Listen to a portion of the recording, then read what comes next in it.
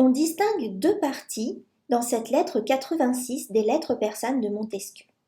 Dans la première partie, Usbek expose deux événements survenus en Perse et leurs conséquences attendues ou constatées. Ainsi, il utilise le discours narratif et la troisième personne et permet au lecteur de tirer une leçon: la tolérance a appauvri la Perse. Ensuite, on a l'intervention d'Usbek, qui est le porte-parole de l'auteur, et qui explicite, comme le montrent les emplois du présent et de la première personne, le fait que Montesquieu fait un plaidoyer en faveur de la religion. Donc cela soulève la question du pluralisme religieux. Pour Montesquieu, la religion doit être sous l'intérêt national, qui peut être menacé par les abus et le fanatisme d'une seule religion. Or, s'il y a plusieurs religions, l'une corrigeant l'autre et contrebalançant les excès de l'autre, il va y avoir une harmonie qui va se mettre en place sur le plan spirituel. Donc Montesquieu fait une métaphore entre le prosélytisme et une maladie épidémique. Par ailleurs, le prosélytisme est synonyme d'intolérance. La construction anaphorique, c'est l'esprit d'intolérance, c'est cet esprit de prosélytisme, c'est enfin cet esprit de vertige. Associe donc ici le prosélytisme et l'intolérance.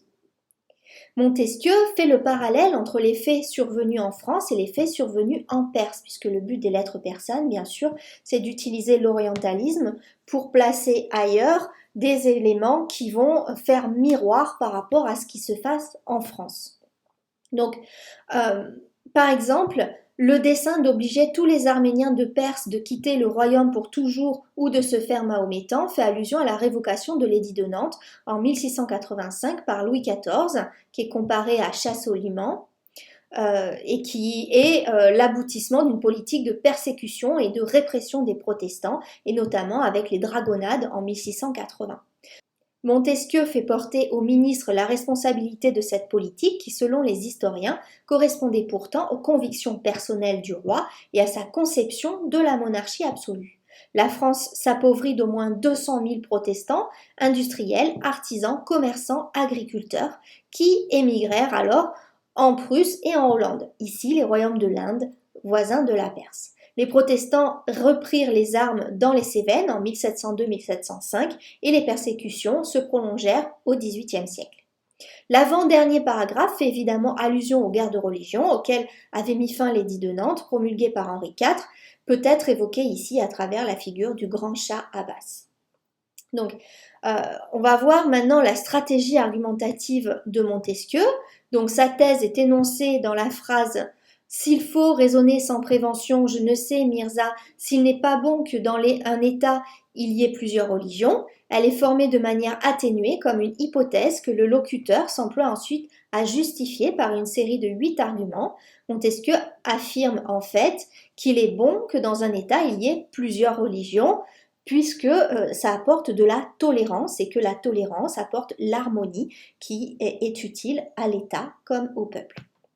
Donc, son premier argument est de type socio-économique. Les adeptes d'une religion minoritaire cherchent à se valoriser par le travail et la fortune, ce qui est bénéfique pour la nation. Son deuxième argument est de type sociopolitique. Toute religion présente des principes d'organisation sociale, donc leur multiplicité favorise la position de rivalité et donc l'émulation, qui est profitable à la société, puisque ça crée une espèce d'esprit de compétition en fait. Le troisième argument est de type religieux. Une nouvelle religion corrige les abus de la religion établie sur le plan moral. Son quatrième argument est de type politique. Aucune religion ne s'oppose à l'autorité politique. Son cinquième argument est de type historique. C'est l'intolérance et non la multiplicité qui est à l'origine des guerres de religion. Le sixième argument est de type humain. Les persécutions religieuses sont inhumaines. Si on est un homme qui a des valeurs morales, eh bien évidemment, on ne va pas se livrer à des persécutions. Le septième argument est plus général et évoque tous les domaines de la vie où se manifestent les conséquences négatives de l'intolérance. Ça fait un rappel du premier argument en fait.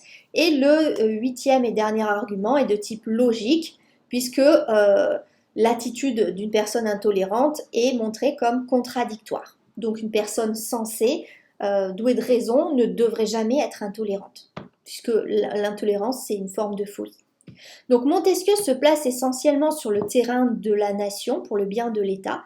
Il s'adresse au pouvoir monarchique censé gouverner dans l'intérêt général et par là même il signale sa responsabilité dans la politique d'intolérance. Par ailleurs, il souligne que l'unité politique ne suppose nullement l'unité de la foi, contrairement à ce que pensait Louis XIV, qui a révoqué l'édit de Nantes. Vous pouvez recevoir mon analyse complète de cette œuvre en cliquant sur le lien correspondant dans la description en dessous de cette vidéo.